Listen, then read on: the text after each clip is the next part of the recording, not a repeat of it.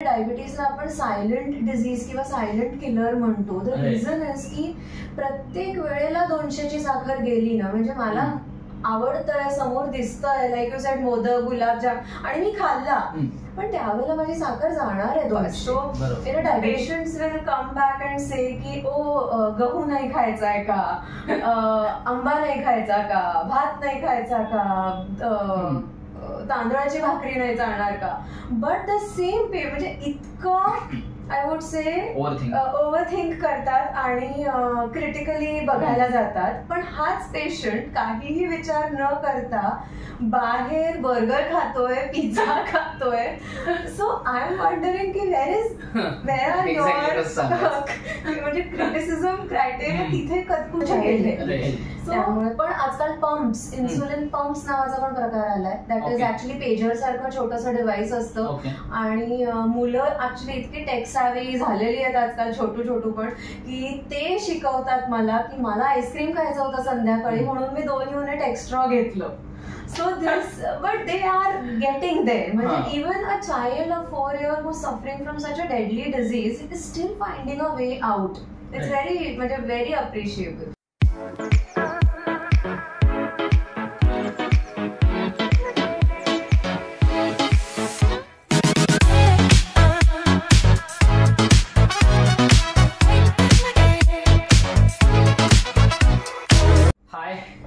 सगळे कसे आहात? सो येस, आय नो बरेच दिवसांनी आपण भेटतोय आणि आजचा विषय is going to be favourite for all of you. आणि it is not about a favourite thing, it is about a favourite you can say पदार्थ. सो गोड सगळ्यांना प्रचंड आवडतं आणि be it festivals, be it any occasion, आपल्याला गोड आवडतं. आता असं झालेलं आहे की जेवताना food is incomplete without a dessert, right? So इतकं असं we are all crazy for sweets and we are all crazy for desserts, right? Even आपण गणपती बाप्पा विराजमान झाले की आपल्याला मोदक खावेसे खूप वाटतात. Like we are waiting for उकडीचे मोदक. तेवढंच नाही तर गुलाबजाम, लॉट्स ऑफ थिंग. आणि इंडियन्स आपले भारतीय सण त्यात तर भरपूर सगळे स्वीट्स आणि सगळे ऑथेंटिक रेसिपीज आणि लॉट्स ऑफ स्टफ. सो आता एक थोडंसं डिस्क्लेमर इज की यात थोडंसं आपण आपली हेल्थ सांभाळून गोड पण कसं एन्जॉय करू शकतो याच्यावर डिस्कस करायला we are going to meet an expert, गोडाचे expert, that is a diabetologist. Hi. नमस्कार. So she is doctor Akshata Agnihotri. She is a diabetologist आणि त्यांनी रशियामधून तुम्ही तुमचं MBBS. या. So diabetologist is very interesting. So सगळे myths about diabetes, about sugar, किती खावं, पूर्ण बंद करावं, ओ माय गॉड कसं करणार, सर माहिती आहे. सगळे क्वेश्चन्सचे answers will be given and will have lots of fun. So stay back, enjoy, मस्त चहा वगैरे घ्या आणि let's dive into the conversation with doctor Akshata Agnihotri. Let's start. So hello ma'am. Hello. So why तुमचं कधी ठरलं की मेडिकल सायन्स मध्ये जायचं और कशामुळे ठरलं specifically? Let's start with that. Okay. So I don't think अशा काही एक स्पेसिफिक इन्सिडेंट होता. आय कॅन से की I was always curious about a lot of things.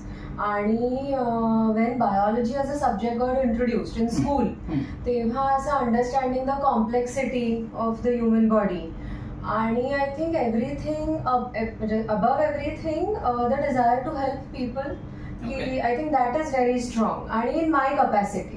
So आपल्याकडे ऑप्शन एकच आहे, आपली कपॅसिटी वाढवण्याचा. I think that is what drove me to become a doctor. माझी आत्या डॉक्टर होती, पण of course she was in the US. म्हणजे असं नाही की I have seen her career closely, but she was kind of a role model for me in my life in general. त्यामुळे may be that could be a reason, but I never associated any particular incident असतात. Okay. And why specifically diabetology? Because this is something असं रोज आपण नाही ऐकत. We know ophthalmologist, we know general physician, we know surgeon, we know about them, but हे असं ऐकून माहिती नसतं. So this is something interesting. MBBS केलं, MD फिजिशियन झाले, म्हणजे जनरल फिजिशियन MD फिजिशियन झाले, आणि देन ड्युरिंग माय एंटायर त्यालाच 10 वर्ष गेली.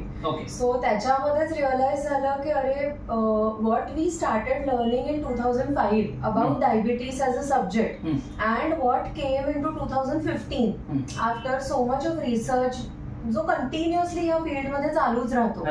So it is a common field, but it is a never changing field also. म्हणजे you won't believe 6th century AD मध्ये आपल्याकडे जे सुश्रुता आयुर्वेदासाठी फेमस आहेत, the scientist and the vaidya of that time, he is the one who has coined the term मधुमेह. I'm talking about 6th century AD. So it's आणि way long back. आणि documented in international science also is 16th century, a few hundred years back, about diabetes. आणि अगदी सांगायचं तर recent drug anti diabetic म्हणून जो आला तो अगदी गेल्या वर्षी पण नवीन आलाय.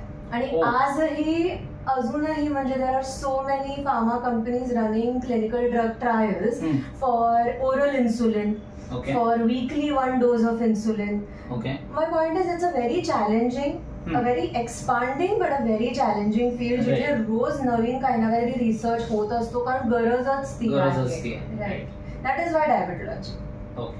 So you are fond of research and you want to basically खोदकाम करायला. बरोबर, रोज नवीन काहीतरी शिकायला मिळतंय आणि ते इम्प्लिमेंट करायला मिळतंय प्रॅक्टिस मध्ये. I think that is fun. But that means तुमचा अभ्यास is never ending for you.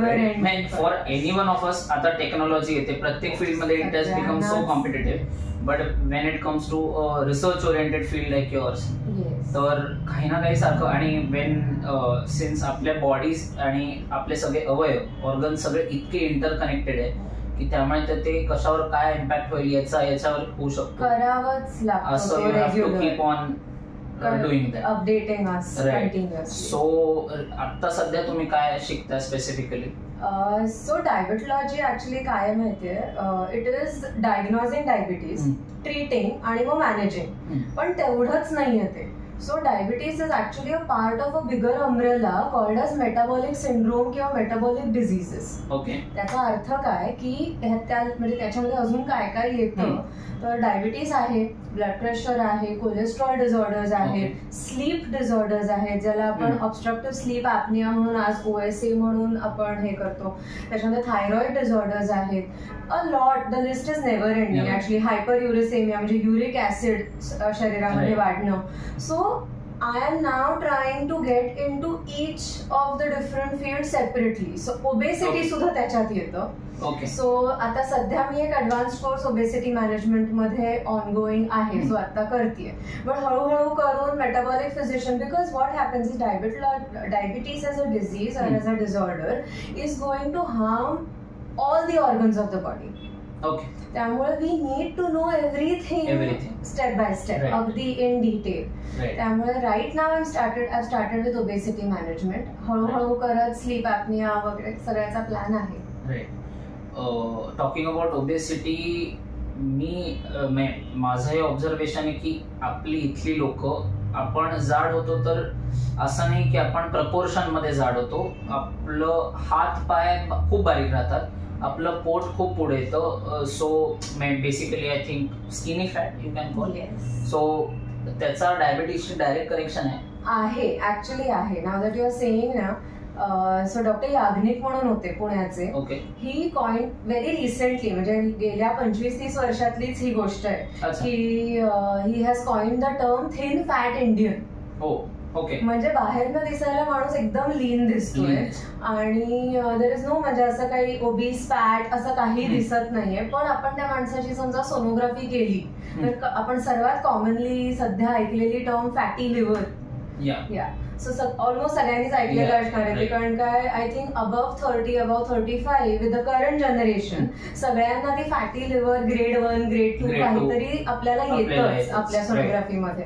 So ते असं होतं, म्हणजे even if the person is lean thin, तरी त्या माणसाला थिन फॅट लेअरिंग और एनवेलपिंग हिज इंटरनल ऑर्गन्स, म्हणजे किडनीला थोडासा लेअर आहे, लिव्हरला थोडासा लेअर आहे. सो लिव्हरचा आपण ऍक्च्युली अप्रिशिएट करू शकतो, म्हणून आपण त्याला फॅटी लिव्हर म्हणतो. पण यू शुड अज्युम की लिव्हरला आहे म्हणजे ऑलमोस्ट सगळ्या ऑर्गन्सला ते थिन फॅट एनवेलप आलेलं आहे. So this is a sign of insulin resistance actually. That is how it is connected directly with diabetes. Yes. Let's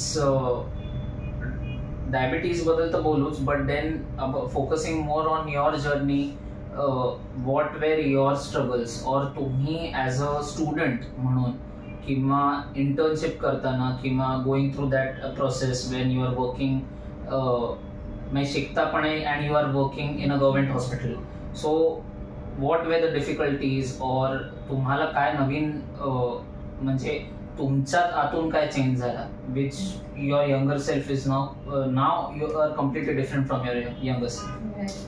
So now looking back, today looking back at what we did 10 years back or 8 or 10 years back, yes, it was challenging, I'll say. Okay. Difficulties पेक्षा I will say adventurous किंवा challenging म्हणेन मी, कारण it was fun at that point in time. Okay. म्हणजे because we were getting to learn new things every single day. कारण बघायला गेलं तर कसं होतं, आमचं MBBS झाल्यानंतर आम्हाला इंटर्नशिप करायची असते. इंटर्नशिप नंतर पोस्ट ग्रॅज्युएशनसाठी अभ्यास, पोस्ट ग्रॅज्युएशनची ऍडमिशन, 3 वर्षाचं PG, आणि त्याच्यानंतर एक बॉन्ड कम्प्लीट करायचा असतो गव्हर्नमेंटचा, आणि त्याच्यानंतर मग यू स्टार्ट प्रॅक्टिसिंग. आणि but in a government hospital, in the entire hierarchy system, the lowest of the low are the interns. म्हणजे ॲज गुड ॲज स्लेव्हरी होते त्यांच्याकडनं म्हणायला हरकत नाहीये, पण same applies to the residents also. म्हणजे residents आम्ही त्यांना म्हणतो जे PG स्टुडंट्स आहेत, सो जे junior residents, first year student, second year वगैरे असं. तर पण एव्हरीथिंग म्हणजे ग्राउंड वर्क जे करायचंय ते सगळं इंटर्नने करायचंय, आणि अक्षरशः गधामजुरी, म्हणजे because the seniors are giving you the orders and you are only following them. So there used to be times when we are daily working any which way in a shift duty of 8 or 12 hours depending on the department that you are working. Okay. And every 3 days you get a shift of 36 hours. Okay. And once in 2 to 3 weeks you get a shift of 52 hours at a stretch. But like I said, I think young blood तेव्हा चालून जातं. म्हणजे आज विचार केला अरे कसं केलं, नाही केलं. आणि बट येस देअर चॅलेंज. म्हणजे गव्हर्नमेंट हॉस्पिटल्समध्ये काय होतं की आपल्याकडे ना biggest problem is deficiency of resources. So मुंबईत किंवा ठाण्यात बघायला गेलं तर आपल्याकडे गव्हर्नमेंट हॉस्पिटल्स असे डिस्ट्रीब्युटेड आहेत की but they cannot cater the entire population that the region is the region around them. त्यामुळे ना invariably the amount of population is higher आणि amount of doctors are lesser. त्यामुळे ओव्हरवर्किंग होतं नाही म्हटलं तरी.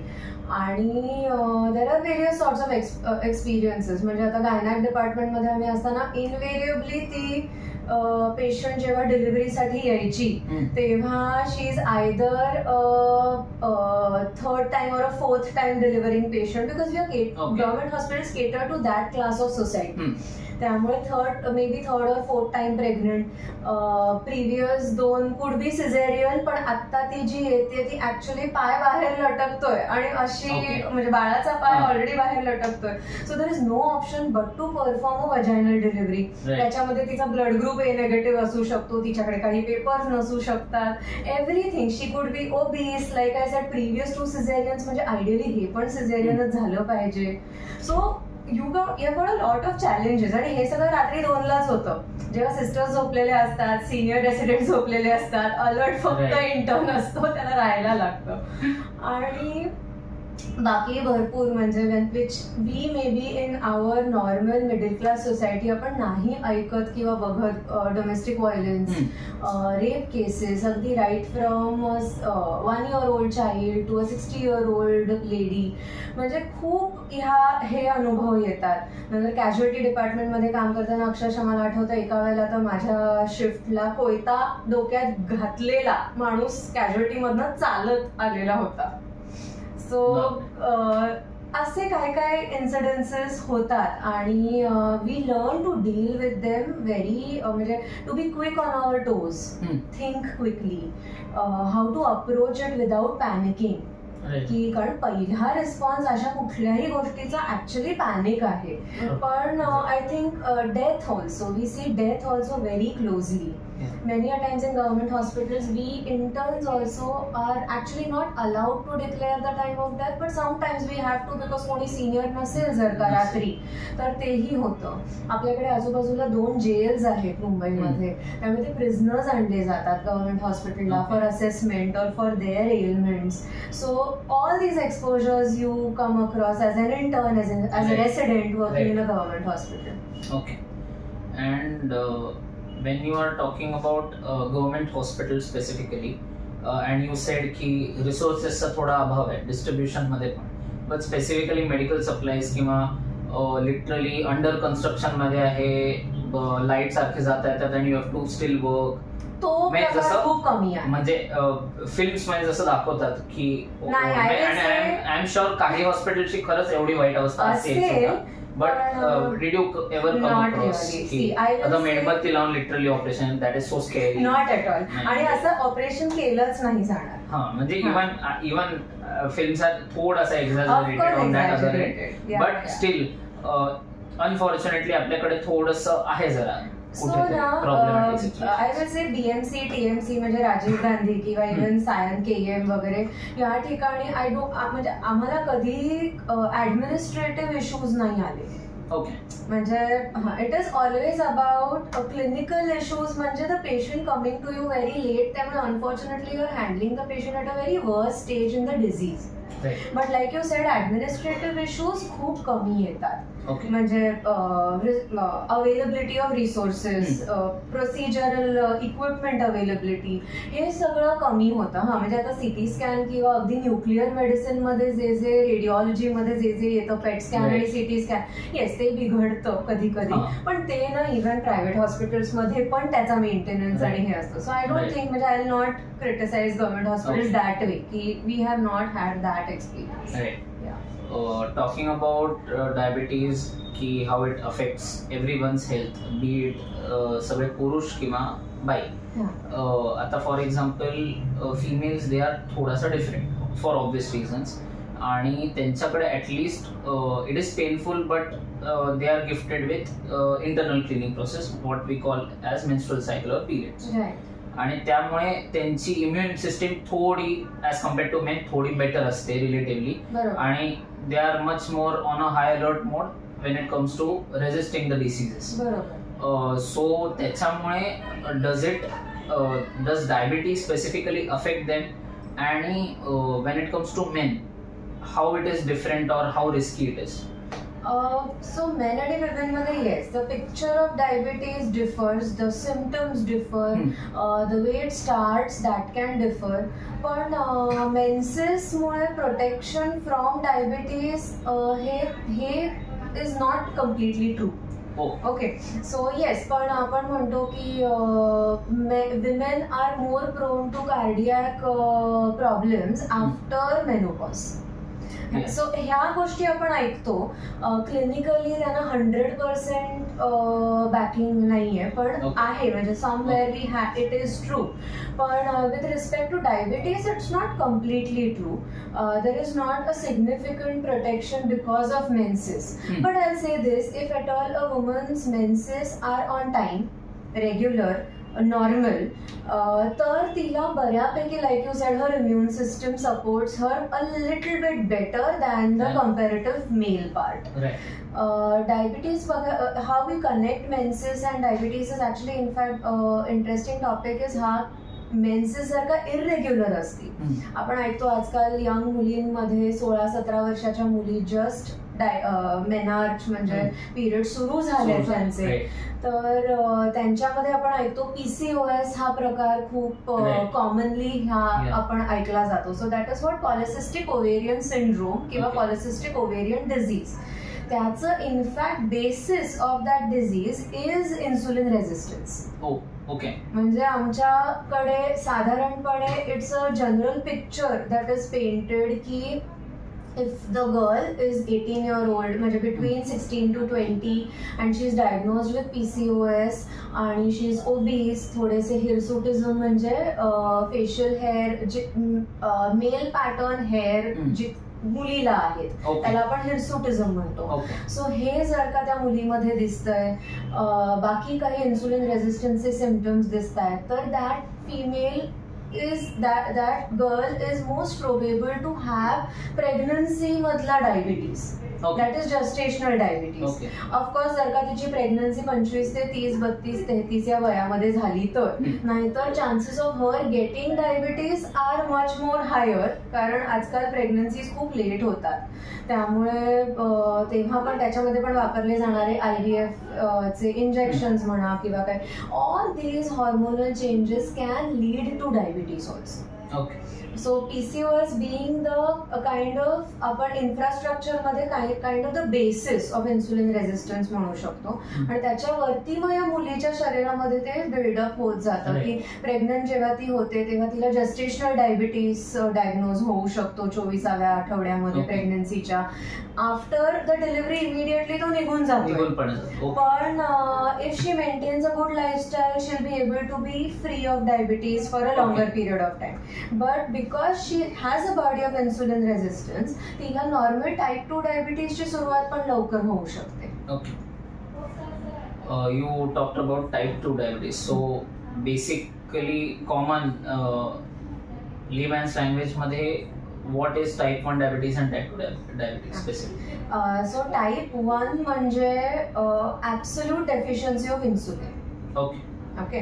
म्हणजे आपण सगळेच जण सर्वसाधारणपणे पकडूया 2 बिलियन बीटा सेल्स म्हणजे पॅनक्रियाज स्वादुपिंडामध्ये बीटा सेल्स नावाच्या पेशी आहेत ज्या इन्सुलिन बनवतात. सो आपण पकडूया की सर्वसाधारणपणे सगळेजण 2 बिलियन बीटा सेल्सने जन्माला येतात. Now their regeneration or repair can happen only up to childhood or maximum अडोलसन्स.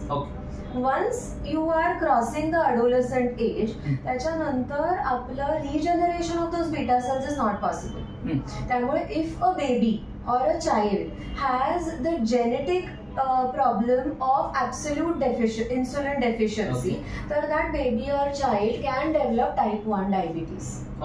Type 1 diabetes is most common in younger age group, so up to 15 to 16 years of age diagnosed होतो. अगदी 6 महिन्याच्या बाळालाही होऊ शकतो, 4 वर्षाच्या मुलाला ते 16 वर्षापर्यंत, आणि other common age is after 60 or 65 years of age. त्याच्यानंतर टाईप 2 डायबिटीज हा आपण सर्वसाधारणपणे जो आपल्या युजली नॉर्मली घरांमध्ये बघतोय हेरिडिटरी, की आई वडिलांना आहे म्हणून मुलं प्रीडिस्पोज्ड आहेत त्याला. आणि त्याच्यामध्ये पण कसं असतं ना की ट्रिगर फॅक्टर लागतो. म्हणजे you may have the genes, hereditarily आपल्याला ते जीन्स आलेत, पण त्या जीन्सने डोकं वर कधी काढायचं हा निर्णय आपलं शरीर घेतं. म्हणजे someone's parents म्हणजे both of them have diabetes, पण त्या मुलाला होईलच याची खात्री नाहीये. म्हणजे that is not a compulsion की त्याला होणारच, ही इज प्रीडिस्पोज्ड.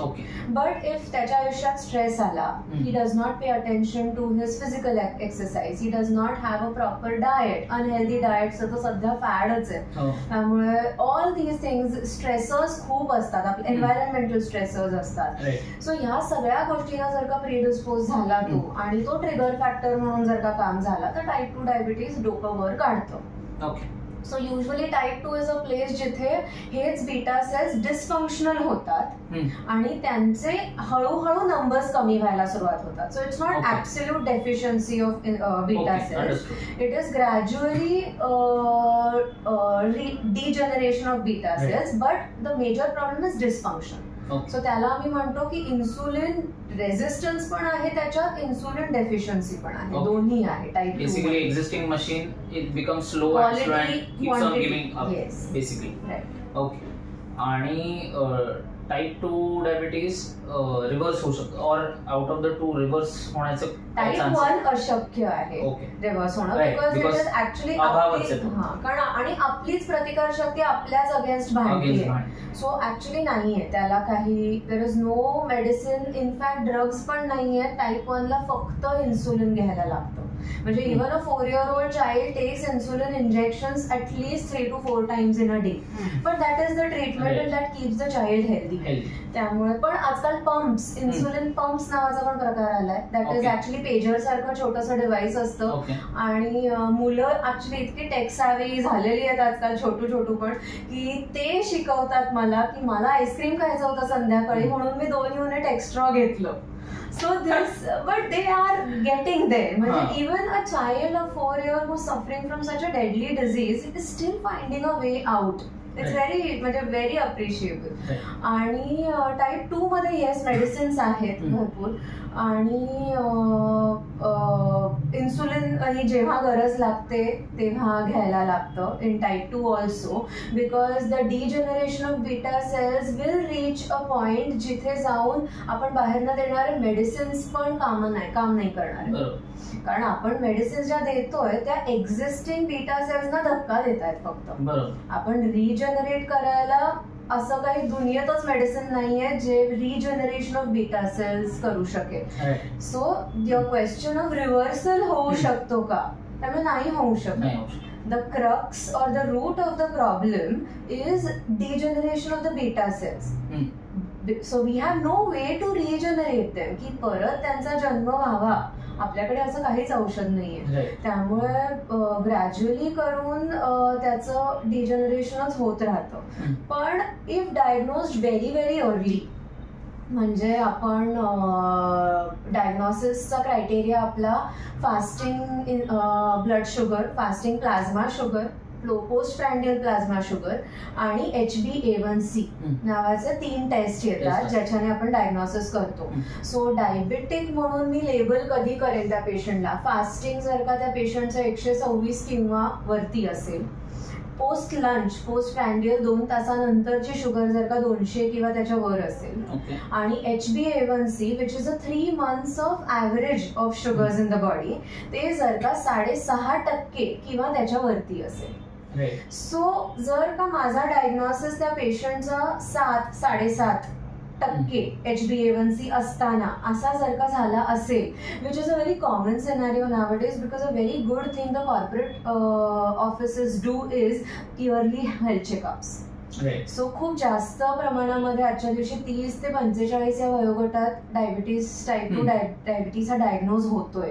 त्यामुळे आणि हेच आहेत जे सगळे कॉर्पोरेट वर्कर्स आहेत, त्यामुळे त्यांचा ना इयरली चेकअप होऊन जातो आणि त्याच्यामध्ये बरोबर येतं जरी म्हणजे दरवर्षी चेक केलं जातंय. त्यामुळे slight of increase in HbA1c लगेच पकडता येतं, प्री डायबिटीज पकडता येतो. त्यामुळे जर का हे if we try to catch pre diabetes, that is HbA1c of percentage between 5.8 to 6.5 च्या मध्ये, तर yes definitely I will say 100% reversal होऊ शकतं with proper modification, lifestyle modification.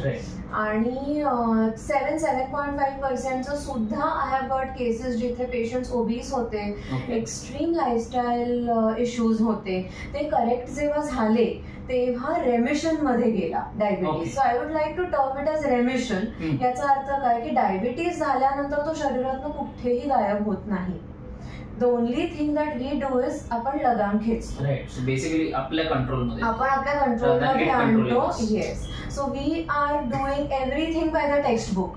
की आपण हवं तसं डाएट ठेवतोय, आपण हवं तेवढं एक्सरसाइज करतोय आपल्या वयाच्या हिशोबाने, not as per the time that I have, because आजच्या दिवशी माझ्याकडे वेळ नाही, हा मोठा इश्यू आहे. पण no, if I am 35 years old, then I have to do that kind of exercise that suit a 35-year-old. So ते जर का केलं तर रेमिशन मध्ये जाऊ शकतो. Okay. When you are dealing with your patients, you can, I mean, while sharing with us की नवीन patients आहेत किंवा your existing ones. So what things you specifically come across? People are panic, they are too careless. कसं काय असतं आणि त्यांच्या मनात myths जे आपण म्हणतो ते काय स्पेसिफिकली असतात आणि how you deal with them? So every day is a new हे, म्हणजे मलाही रोज शिकायला मिळतं, कारण काय रोज नवीन पेशंट येतात, न्यूली डायग्नोज तरी येतात, नाहीतर डायबिटीज आहे भरपूर वर्ष पण पहिल्यांदा माझ्याकडे येत आहेत. ओके. आता पहिलं माझं ऑब्झर्वेशन इज की if I'm seeing about 12 or 15 new patients in my clinic every week, तर त्यातले 50% पकडून चालूया, आजच्या दिवशी मला सहज वयवर्ष 20 ते 40 मधले येत आहेत. Okay, so that young is how diabetes is starting today. त्यामुळे ते थोडंसं भयानक सिच्युएशन आहे, because that means what, you are living with diabetes for a longer period of time. That is challenging. पण नाही म्हटलं तरी डायबिटीजला आपण सायलेंट डिझीज किंवा सायलेंट किलर म्हणतो. द रिझन इज की प्रत्येक वेळेला 200ची साखर गेली ना, म्हणजे मला आवडतंय, समोर दिसतंय, लाईक यू सेड मोदक, गुलाबजाम, आणि मी खाल्ला, पण त्यावेळेला माझी साखर जाणार आहे 200 इन अ डायबेटिक पेशंट. त्यामुळे ती गेलेली 200 त्यावेळेला जे नुकसान करणार आहे शरीरामध्ये, that is almost permanent, that is not reversible. So आपण आकडा आणतो परत 150ला, पण 200ची साखर जे नुकसान करून गेली, that is done for ever. So that could B really minute. पण तेच होतं ना, मायन्यूट इन्सिडेन्सेस जेव्हा एकत्र येतात तेव्हा जाऊन ते एका ऑर्गनला त्रासदायक ठरतात. सो ऑब्व्हियसली किडनीमध्ये इश्यू आहे ही गोष्ट 15 वर्षानंतर कळते, बिकॉज त्या किडनीला अटॅक 15 वर्ष होतोय, तेव्हा जाऊन ती किडनी त्रास देते. So the myths also that we see are, you know, की कितीतरी पेशंट्स इनफॅक्ट जे असतात ते येतात, 400-500ची शुगर असते, usually this is a common number जो डायग्नोसिसच्या वेळेला असतो. So they are very scared, आणि इट इज ऑब्व्हियस की काय होईल काय नाही, because we never hear such numbers in normal day to day life. पण जेव्हा 15-20 दिवसामध्ये शुगर्स नॉर्मलला येतात, because I teach them lifestyle modification, I give them necessary medicines, आणि आफ्टर 3 weeks, मिनिमम 3 weeks आपल्याला वेळ लागतो लाईफस्टाईल मॉडिफिकेशनचा परिणाम दिसायला. मेडिसिन्स वर्क क्विकली, पण माय स्ट्रॅटेजी इज ऑलवेज की माझी औषधं जेमतेम 30 ते 40% त्यांनी धक्का द्यावा आणि बाकी 60% काम त्या पेशंटनी स्वतः करावं, because only then we can maintain minimum medicines. पण पेशंट्स काय करतात, आली ना नॉर्मलला शुगर, मग झालं, बंद करून टाका गोळ्या. We have to explain them की हा डायबिटीज आहे, ताप सर्दी खोकला नाही की गोळी घेतली ताप गेला गोळी बंद करा. That is not how it works. So diabetes साठी if you are having your food every day, then you have to have your goli also every day at every meal possibly for some patients. त्यामुळे तो एक problem असतो.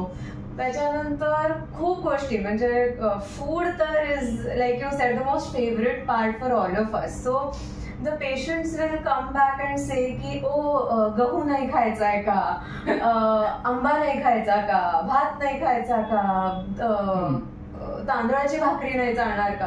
But the same म्हणजे इतकं I would say overthink करतात आणि critically बघायला जातात. पण हाच पेशंट काहीही विचार न करता बाहेर बर्गर खातोय, पिझ्झा खातोय. सो आय एम वंडरिंग की वेअर आर युअर म्हणजे क्रिटिसिझम क्रायटेरिया तिथे कुठे गेले. सो म्हणजे हे एक मिथ आहे की यु नो भात नाहीच खायचा अजिबात, किंवा आंबा नाही खायचा, किंवा म्हणजे ह्या सगळ्या गोष्टी. So whatever is naturally available to us, whatever nature has made for us, and we are consuming it as it is without processing it. everything is fine. Okay, so yes, sugar is not fine, jaggery is also not fine. गुळाबद्दल लोकांचे भरपूर myths असतात. काळा गुळ, शेतावरचा गुळ, organic गुळ, कितीतरी कंपन्या diabetic गुळ म्हणून अख्खा त्यांचा एक नवीन ब्रँड सेगमेंट आहे, व्हॉट दे सेल. त्यामुळे म्हणजे हे सगळे मिथ्स आहेत. बट गुळ, this is a popular, may be it is a myth which will break eventually, की गुळ इज, साखरेपेक्षा गुळ is better for a non-diabetic patient. Okay. Person. Okay. For a non-diabetic person, yes, गुळ is साखरेपेक्षा better. पण for a diabetic patient, both are the same. Risky, yeah. Both are the same. कारण का sugar canola आपण process करून ती तो पदार्थ बनवतोय आपण. त्यामुळे शेवटी इट इज अ प्रोसेस पदार्थ. राईट. सो डायबिटीज बद्दल तर खूप बोललो आपण. But two more important things is, as a doctor, आणि सिन्स तुम्ही इंडिपेंडेंटली तुमची प्रॅक्टिस स्टार्ट केली, सो कुठल्याही मेडिकल बॅकग्राऊंडच्या माणसाला जेव्हा he or she has to venture into starting his or her own thing, so what difficulties or what piece of advice would you like to share from your experience? I think it's always a challenge सुरुवातीला. म्हणजे in fact I was thrown into it right on the day 2 of I passed my post graduation exam, की माय mentor was like, तू जरी हॉस्पिटलमध्ये आलीस काम करायला तरी तू माझी क्लिनिकल असिस्टंट म्हणूनच काम करणार आहेस किंवा ज्युनियर कन्सल्टंट म्हणून माझ्याच डिपार्टमेंटमध्ये काम करणार आहेस. I don't want you to do that. Get out, make your name, तू तुझं सुरू कर. Now you are as qualified as I am. So I would say पहिली गोष्ट, तो मेंटॉर छान मिळणं गरजेचं आहे, but that is luck of course. पण आय से की I don't think any of us are less confident in starting our clinical practice. म्हणजे ना पेशंट येतो पहिल्या आठवड्यामध्ये, येस मलाही माझा स्वतःचा पहिला पेशंट ज्यांना मी इन्सुलिन इनिशिएट केलं, ड्रग्स बदलून दिले किंवा खूप हाय शुगर्स होत्या आणि मॅनेज करायला my decisions and everything, of course रात्री झोप नाही लागत तेवढी शांत in the first few days. आणि फ्यू म्हणजे मी अक्षरशः 1 week म्हणे ना, because you get expose that quickly and we have been doing it for the until we reach that stage. कोणीतरी डोक्यावर बसलेलं, पण आम्ही ते करतच होतो. आता जेव्हा पूर्ण रिस्पॉन्सिबिलिटी येते तेव्हा आय थिंक तो कॉन्फिडन्स यायला फार कमी वेळ लागतो, म्हणजे क्लिनिकल कॉन्फिडन्स यायला. I don't think that is challenging for any doctor. पण ऍडमिनिस्ट्रेटिव्ह इश्यूज आम्ही फार वाईट असतो त्याच्यामध्ये.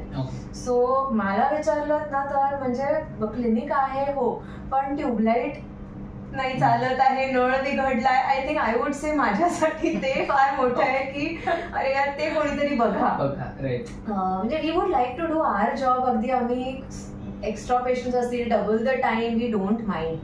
Also you need a good guidance on the base. म्हणजे ह्याच्याबद्दल पण you need good admin staff for that. You have to know how to build a rapport with the staff, because at the end of the day आमची practice जवळजवळ बाहेर बसलेला स्टाफच चालवत असतं. पण all phones, every patient that comes to the clinic is attended first by the staff. So you need a polite speaking staff, you need a good staff who is going to attend to the patient's needs as humbly, as well as I will do it. त्यामुळे ते I think एक हे असतं की ते मिळायला हवं. The location is a challenge, because आजच्या दिवशी we have got in urban areas especially खूप क्राउडिंग आहे. त्यामुळे the location, yes, marketing is a big challenge आजच्या दिवशी, की म्हणजे you should be very again tech savvy. You should be using social media as one of your ways to market आपलं हे. पण आय थिंक ते थोडंसं कमी पडतं कुठेतरी आमचं as doctors, because we are not use to market our business. It's not called a business by us first of all. म्हणजे it's such a noble profession असं कायम बघितलंय, म्हणजे while we were studying also, from our mentors also. त्यामुळे it is, we feel wrong firstly. So getting out of that I think judgement खूप महत्वाचं आहे, कारण you are doing a good service to the community. So what you are doing I think has to reach more number of people. So you have to find ways to reach. त्यामुळे मग you conduct camps. मग आम्ही भरपूर जास्त camps, म्हणजे that's how I started my practice. खूप जास्त camps I use to conduct ठाण्यामध्ये, आणि that is how I started getting my patients. की हां, म्हणजे if you conducting conversion rates खूप कमी असतात, त्यामुळे असे खूप कॅम्प्स कंडक्ट करायला लागतात. कारण 100 जरी आले ना पेशंट, तरी आपल्याला क्लिनिकमध्ये कन्व्हर्ट पेशंट्स होऊन मे बी 10%च येतात. त्यामुळे you have to do that. ती मेहनत सुरुवातीच्या 3 वर्षात असते. As opposed to your counterparts, जर का कोणी amongst your peers, if they are joined a corporate hospital किंवा गव्हर्नमेंट हॉस्पिटल किंवा एस्टॅब्लिश्ड प्रॅक्टिस जर का घरातली असेल, त्याचाही खूप फायदा होतो. की जर का, बिकॉज ते क्लिनिक माहिती आहे सगळ्यांना इतकी वर्ष, की आई वडील कोणी डॉक्टर असतील, त्याचा खूप फायदा होतो. आणि so as opposed to that, starting everything independently is a challenge. आणि आय थिंक ब्रेक इव्हन व्हायला, किंवा म्हणजे with respect to number of patients that you see daily, appreciable number I think 3-4 वर्षानंतर यू कॅन से की yes, now you are kind of settled आणि ऑटोमध्ये चालतंय. But of course the more you reach, the more masses you reach, the more work you get. One last thing I would like to end our conversation. One personal question: कि how do you feel when you started on this journey? When you started कि medical science मध्ये जायचंय, night dermatology, and when you look back now, how do you feel about yourself? I think it's very rewarding. Very rewarding. कारण ना, see, like I said, the reason I chose diabetology was because माझ्याकडे जो patient, मी 2018 end डिसेंबरला practice सुरू केली. आज आपण 24 एंडला आहोत. So I am completing 5 years in fact. I just completed maybe. त्यामुळे आय से 5 वर्षापूर्वीपासून जे पेशंट्स येत आहेत ते आजही येत आहेत. So that patient who started coming to me in December 2018 probably has come to me today दरवर्षी 3 वेळा, म्हणजे आज माझ्याकडे 15-16 वेळा तरी किमान येऊन गेले. So the rapport that you develop with the patient, म्हणजे माझ्याकडे जे खूप काही पेशंट आहेत माझे जे आपले जुन्नर, अलिबाग किंवा वाडा इकडून येतात. सो हे पेशंट खूप जास्त इंटरेस्टिंग असतात, बिकॉज जुन्नरचे ते काका आहेत, सकाळी 7च्या बसने निघतात, इकडे 11ला पोहोचतात, and then he is telling me की मला परत जायचंय संध्याकाळी, किंवा कारण उद्या सकाळी मला बटाटे काढायचे, सो मग बटाट्याचा सीझन कुठला, हे सगळं म्हणजे सगळ्या प्रकारच्या गप्पा होतात. So building a rapport basically with every patient, I think that helps. That is what I like the most, and that is what I have grown to like a lot. एवढी बोलकी नव्हते मी आधी, पण आय थिंक पेशंट्सनी केलं असं म्हणायला हरकत नाही, because they teach you a lot. आणि secondly, like I said, diabetes is a every day problem for the patient.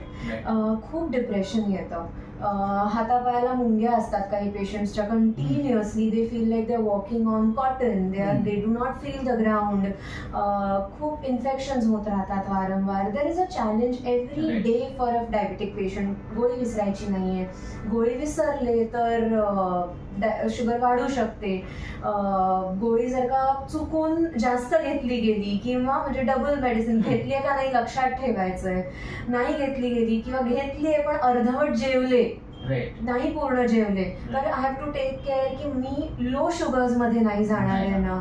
It's a daily problem, it's a daily fight. So अशा पेशंट्सना व्हेरी स्लो.